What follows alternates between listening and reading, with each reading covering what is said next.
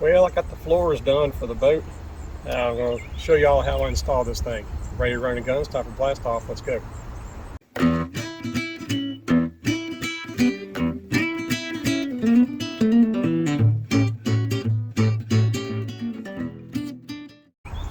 Hey guys, Todd here with you. Welcome back to Bassin 101. Man, I got the sun in my eyes. This is a bad angle. But I got the floors done. I'm going to show y'all how I have these made and how I'm going to install them. And I got some EVA foam decking that I'm putting on these things. And in another video, I'll show you how how it's going to look after everything's sealed and all that, to show you how sturdy these things really are. This is 16th inch aluminum. It's basically 063, and I did the exact same thing, 063 brackets and braces. And these are actually staggered in different heights because this floor right here is curved. This one back here is flat, so it doesn't really matter. They're all the same size, and I'm attaching them all to this one beam right here. There's one row of rivets going across here to hold this floor, and the same thing for the back side.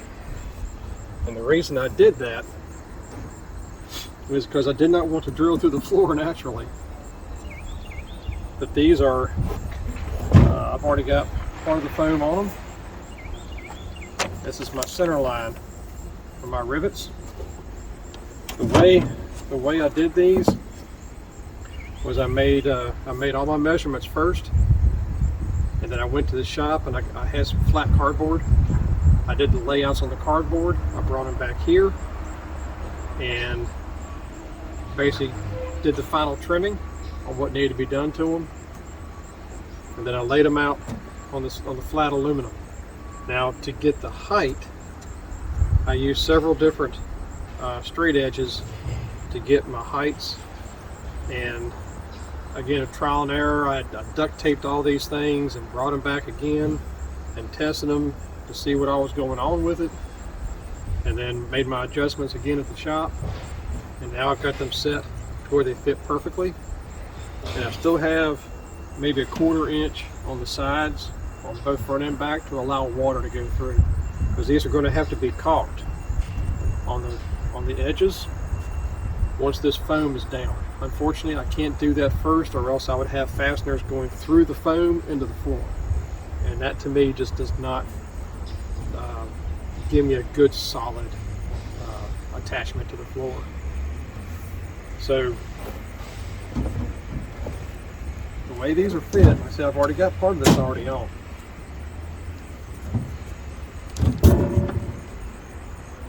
I've got what I call a siding tool that I made just for these. It allows me to lay these in here, and I can also pick them up and move them.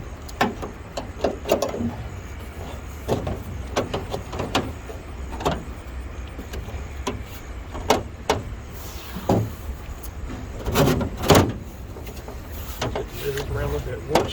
Once I attach to this is going to be pretty solid. But this is not sitting.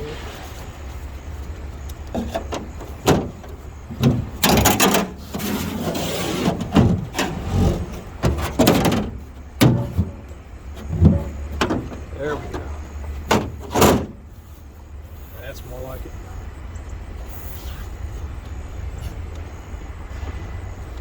What I was trying to do, I'm trying to make this floor as flat as I can rather than being curved, and that's why I put all the different shims in it. Let's do this one back here.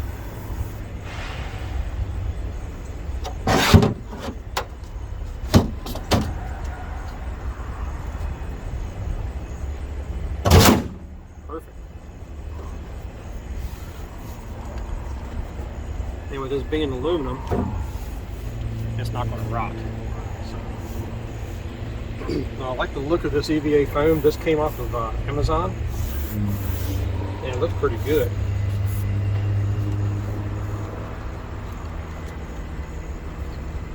Alright, so the next step we're going to do is I'm going to get some duct tape. We're going to tape these things back temporarily. Well, I might not have to. I might not have to do that. check one more time. Make sure I am centered on that beam, and I definitely am. All the way across. Take it, just kind of shift it around a little bit. And we are good. Check this side here.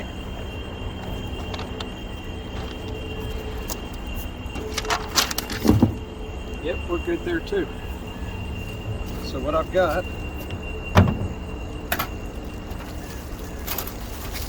is I got size 44 stainless steel rivets.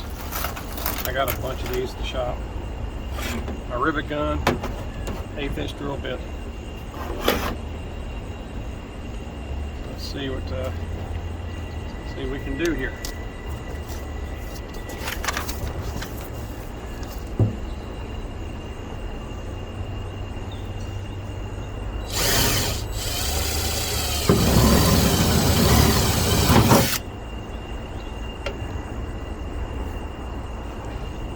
Slow and easy. As soon as I hit that beam, I want to stop. If not, it'll go to the floor of the boat.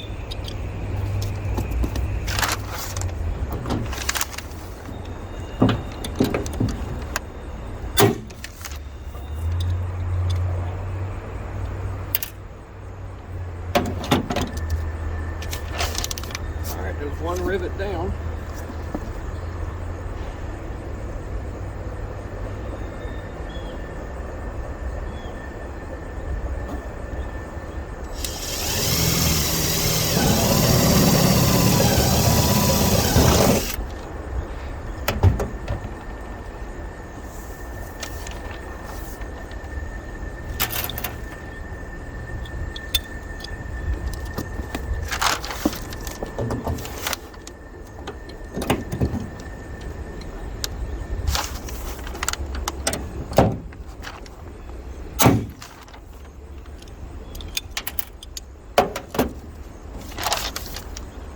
So far, that dude is in there. All right, let's do the other side.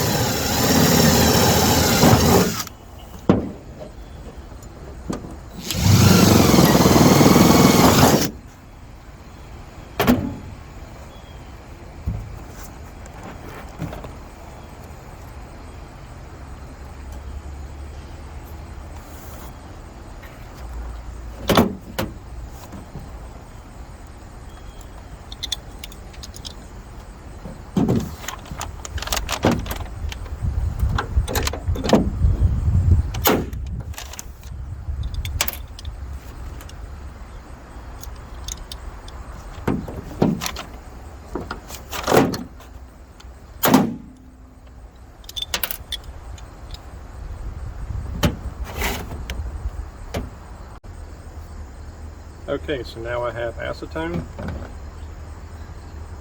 which is what they suggest you clean the floor with before you put the EVA foam down.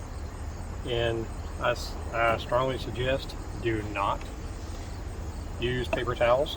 It's especially when you have rivets like this, because the fibers will get on there and it just kind of gets in the way of the adhesive.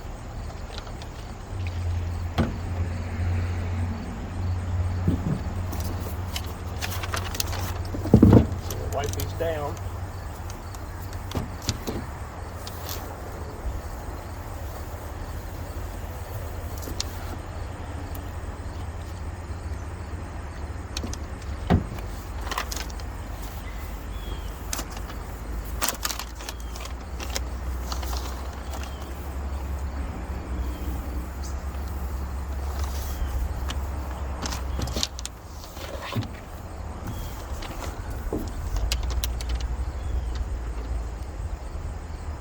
Especially with these aluminum floors, because you can see there's a lot of oil in aluminum. And anytime you use any kind of an adhesive, especially, you definitely want to take acetone and clean the oil off that aluminum really good, especially if you're going to paint them.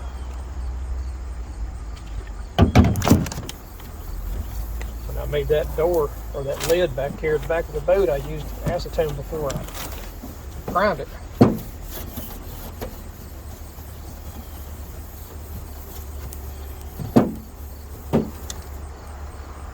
See that?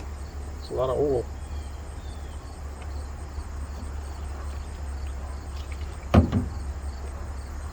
One more time.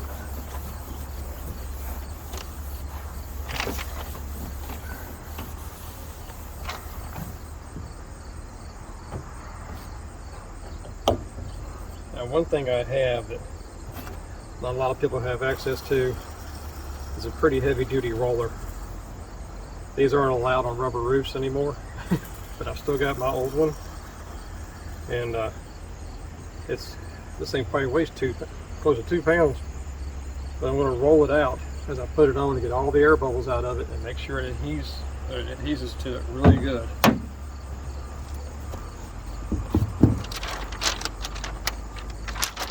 No shavings anywhere, and I use the foam itself to push it down. It's pretty stout. Every step of the way I take the roller to it.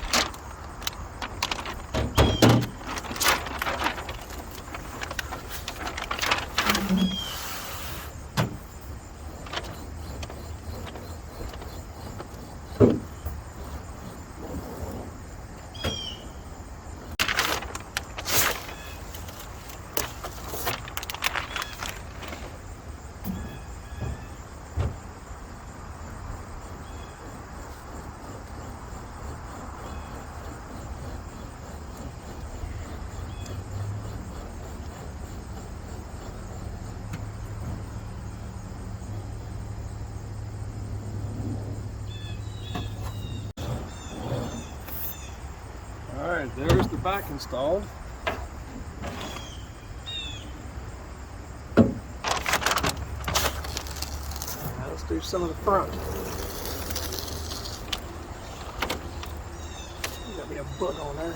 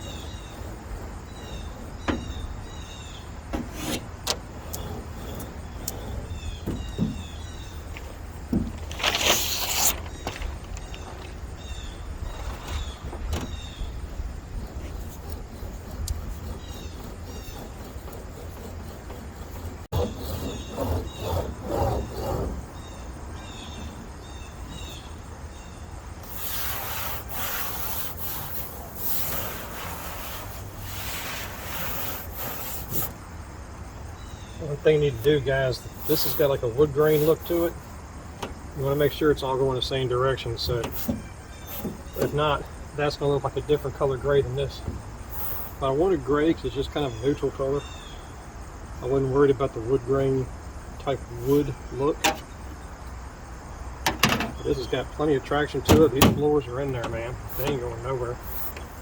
The next step I have to do is, the manufacturer says you need to take caulking and seal around the edges to protect the adhesive. And the reason I kind of made these things where they're away from the edges is so that water can get down. I had a feeling the front and the back I was going to seal, but the water could still get out on the sides. It's like on the back, I definitely have a good 1/4 inch to 3/8 of an inch gap there. That's what I got here. So let's do a step test and show you how good this stuff is.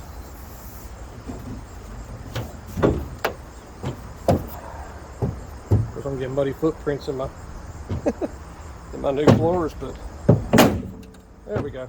Let's seat it down in there. It was caught on a weld. So yeah, that's gonna be really cool. Hopefully I can get up in this thing and stand up a little bit, because I still have, let me get off this thing.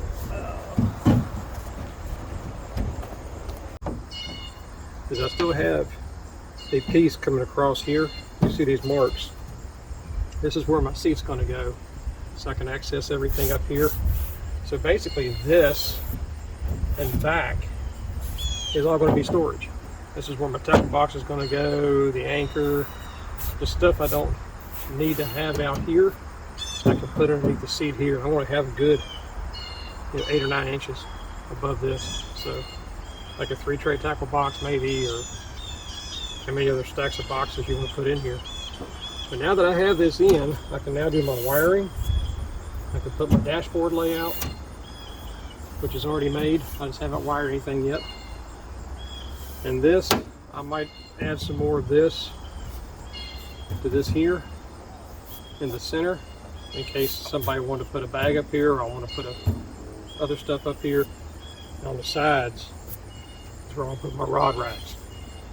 I still have a lot of work to do with the steering system, which is a cable system, and for the back motor, because I want to do like Doug Hannon. I want everything in the front, so I can operate everything there.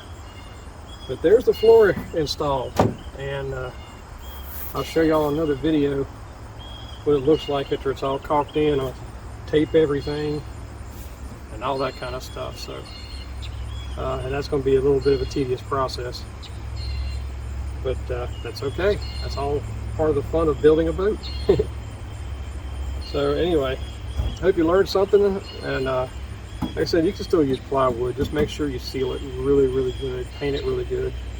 But I just wanted to use aluminum because it keeps the weight down, and it definitely does not rot, and it doesn't raise my floor up either, because I only got so much room right here to get my wiring out of the channel box. So that's all I got today, guys. So until next time, remember, new techniques are trendy, fast never change. May the Father bless you and keep you in Yeshua's name, and as always, fish on.